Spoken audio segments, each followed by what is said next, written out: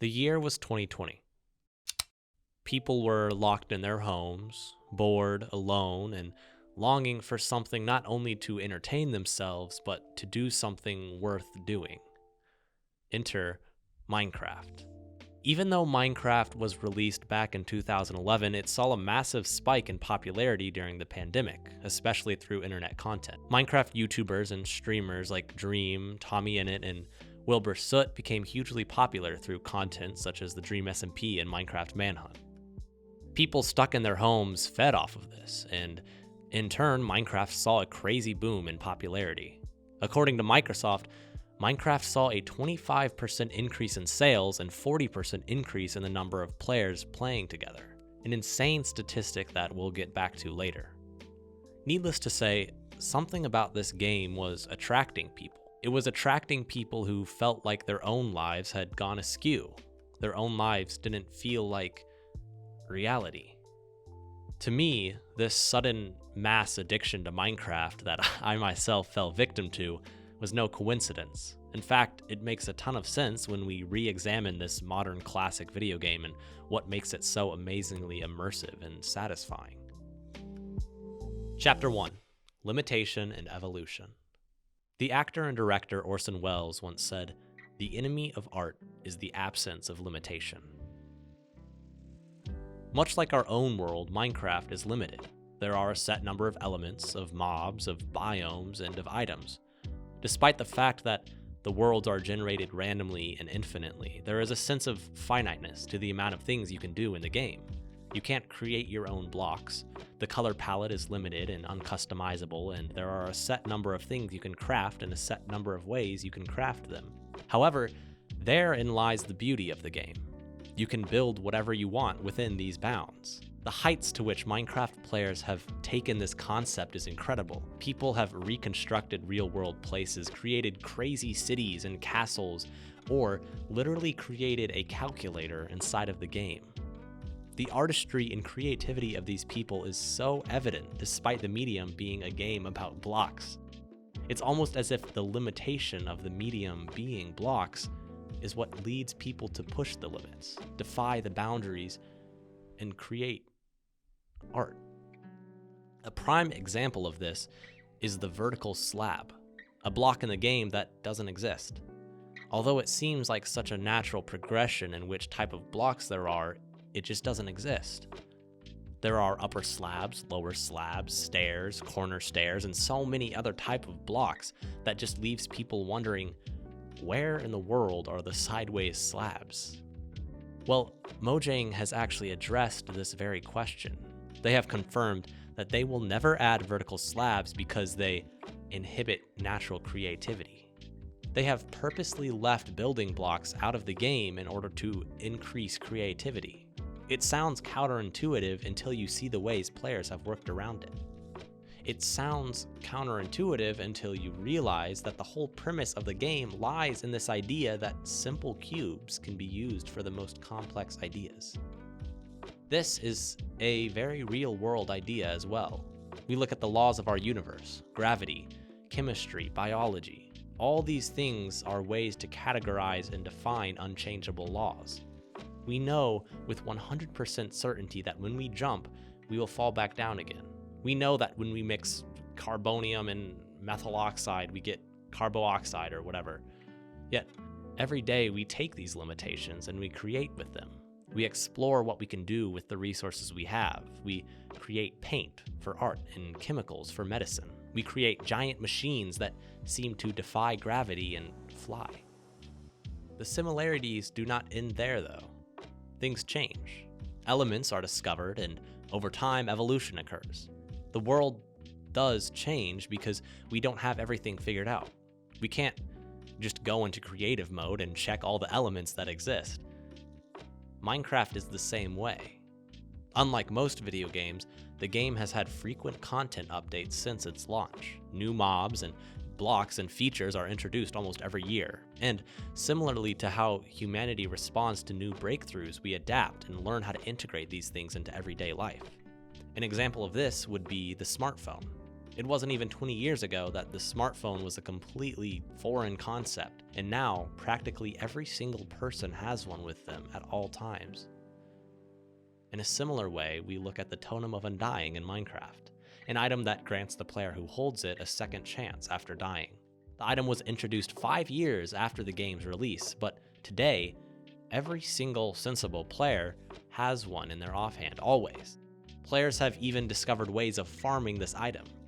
The game and strategy has completely evolved to fit around the use of the totem. Minecraft expands on the idea that limitation breeds creativity. It gives players a limited palette and lets them get carried away with doing the most they can with it.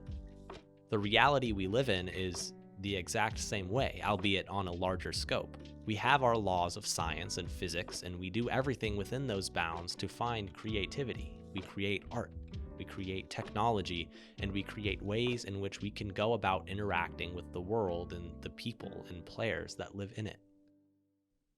Chapter 2. Sociality.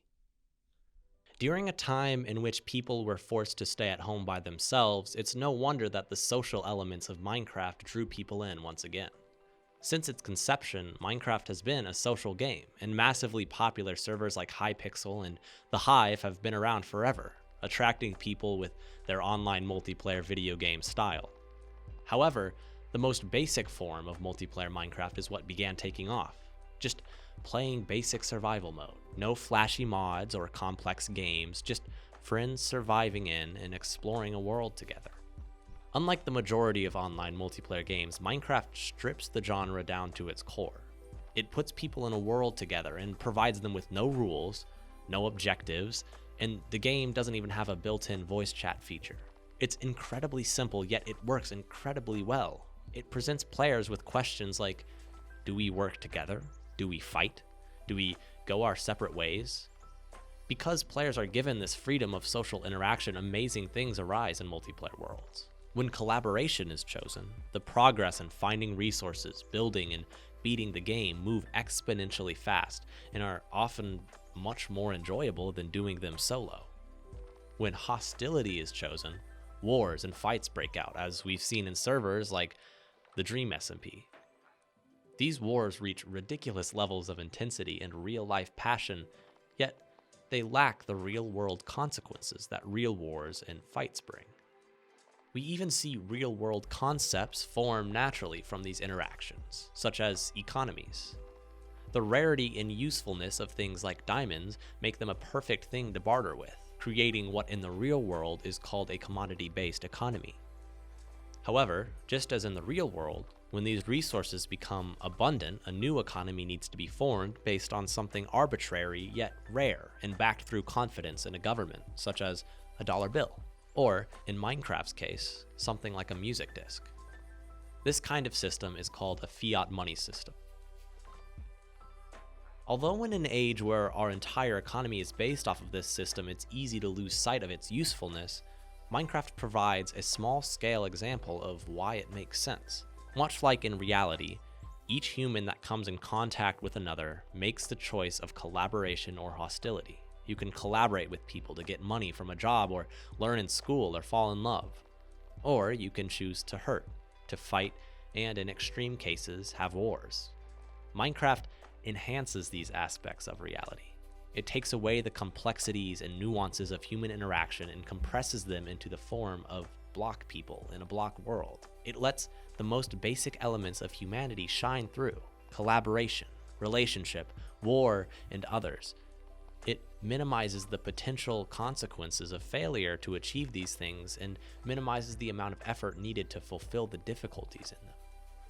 Although it might sound laughable at first, documented multiplayer Minecraft servers reveal the shocking similarities between social interactions within the game and real-world historical events. Minecraft seems to take the basic relational and social aspects of planet Earth and boil them into something that few other multiplayer video games have achieved. Chapter 3. Reality. So what's the point of all this?